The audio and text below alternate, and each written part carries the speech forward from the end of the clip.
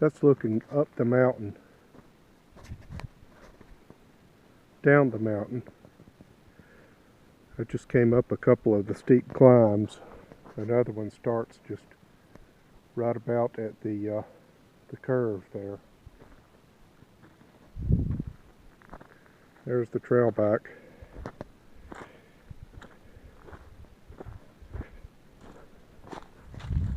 I just put a new chain on it today. Also a new counter-sprocket. It had a 14-tooth counter-sprocket on it, and with that it would do 55 miles per hour, but at 10,000 RPM, which is beyond red line. Red line on this engine is probably about 8,000 RPM. 7,500 to 8,000. So I put a 17-tooth counter-sprocket on it, which is the largest counter-sprocket you can fit on it. And now it does, well, at 50, I didn't get it up to 55, but I got it up to 50, and at 50 it was doing maybe 7,500 RPM. So it'll probably still do 55 if the wind and the slope and everything is in my favor, maybe even on a straightaway, but without blowing away the red line. And it should hopefully get better gas mileage now too, which, you know, it got sometimes over 100 miles per gallon before if I wasn't pushing it. In fact, well over if I was just kind of easing along. And so hopefully it should do even better now, but time will tell. I fully expected when I put the 17-tooth counter-sprocket on it to not be able to pull the mountain anymore on the small rear sprocket. And up to now, I have never even cut a length of chain, additional length of chain to allow me to run the big sprocket, the mountain sprocket. I've wanted to be able to, you know, because even with the 14-tooth, there were times when I wished I had better gearing. But I had never done it yet, and I figured, when I bought this chain, I bought it long enough to make an additional section to be able to switch to the big sprocket. And I expected fully to be able to have to run the big sprocket in order to make it up the mountain. So imagine my surprise when I made it up to here, still on the small sprocket with the 17-tooth counter sprocket. It worked though, and it did okay. And if I made it up to here, I can make it the rest of the way. But I do intend to start using the mountain sprocket though. And that's another thing about running the 17-tooth counter sprocket, is I should actually be able to put it on the mountain sprocket and leave it that way for riding around close to home in the mountains and whatnot, and then only put it on the small sprocket, the 40-tooth sprocket, for longer trips, or for, you know, just if I'm going to be riding on the pavement quite a bit. So let me show you what's over here.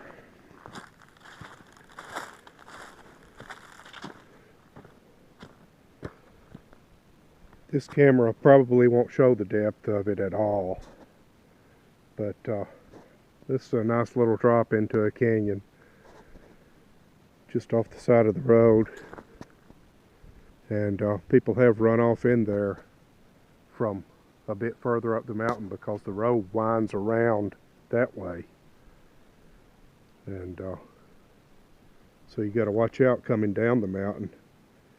And make sure you're in the proper gear and not overheating your brakes and so on.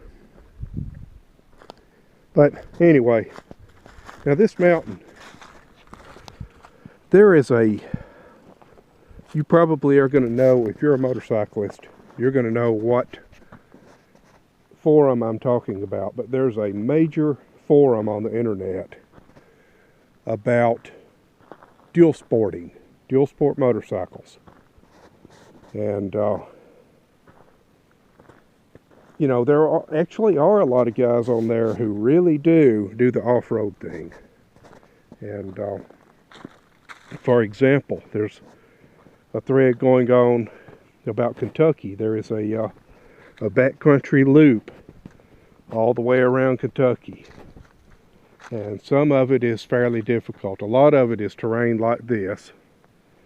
And some of it is more difficult than this, which there are some sections of this off to the sides and so on that are difficult.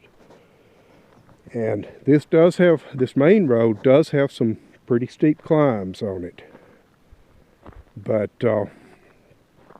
in my state, there has been a tag game going on for, I don't know, 2 or 3 years maybe, something like that. And what you do, the way it works, is one guy rides his motorcycle to a spot, parks in front of something or at some spot, and takes a photo of it, posts the photo along with hints for how to find it.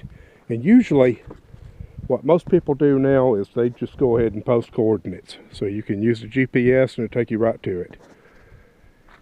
And you know, it's supposed to be areas that are, you know, back roads and maybe dirt and so on, and places that are fun to ride to. Well, what it has turned into is mostly the same 2 or 3 guys riding their big street bikes to some barbecue joint, this barbecue joint or that county courthouse or whatever, parking in front of it. And then, you know, the next guy comes along, rides to there, takes a picture of his vehicle and posts it, thereby claiming the tag. And then he'll move it to another courtyard, barbecue joint, hamburger joint, you know, highway, river, bridge, or whatever. And I've been looking for a chance to grab one of those tags for a while now, and I finally did. And somebody posted a photo of their bike sitting in front of a fire hall on a state highway, you know, 2-lane highway. And that was not terribly far from where I live, maybe 50 or 60 miles from where I live. So I rode there, parked, and took a picture of this bike, and posted it, thereby claiming the tag.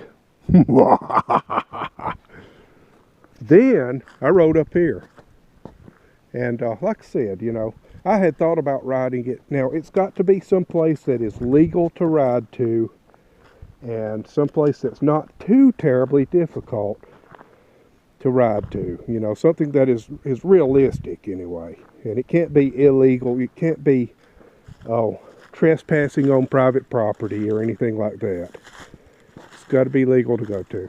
So, but this is a public road. And it's not too terribly difficult. It's really not. I mean, you see how smooth it is.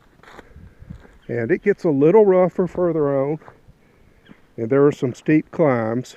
But, you know, anybody with a, you know, so-called adventure bike, which is, I guess, even less off-road capable than a dual sport. I guess, you know, there are street bikes. There are pure dirt bikes. There are street and trails, which is what this is, which is what I'm into. I've got a few of them. And then there are dual sports, moving back, you know, more towards the street. And then I guess there are adventure bikes, and then there are pure street bikes. And so anybody with even a reasonable adventure bike should be able to make it to this spot. And it's, I'm going to guess, 3 miles further beyond here. You go to the top of the mountain, and then you continue on a little ways. And there is a landmark that I took a photo of my bike sitting in front of, this bike. And I did this just to, you know, to grab the tag and move it to something that actually does, you know, have something to do with dual sporting instead of just being barbecue joints or whatever.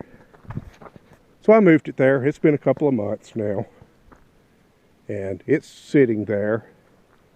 Two guys have attempted to find their way to it and then wimped out basically as soon as they left the pavement. One of them, I think, didn't even leave the pavement. And so it's still sitting there. So come on, guys. It's not that difficult. I just wanted to comment on that a little bit. So that's the update.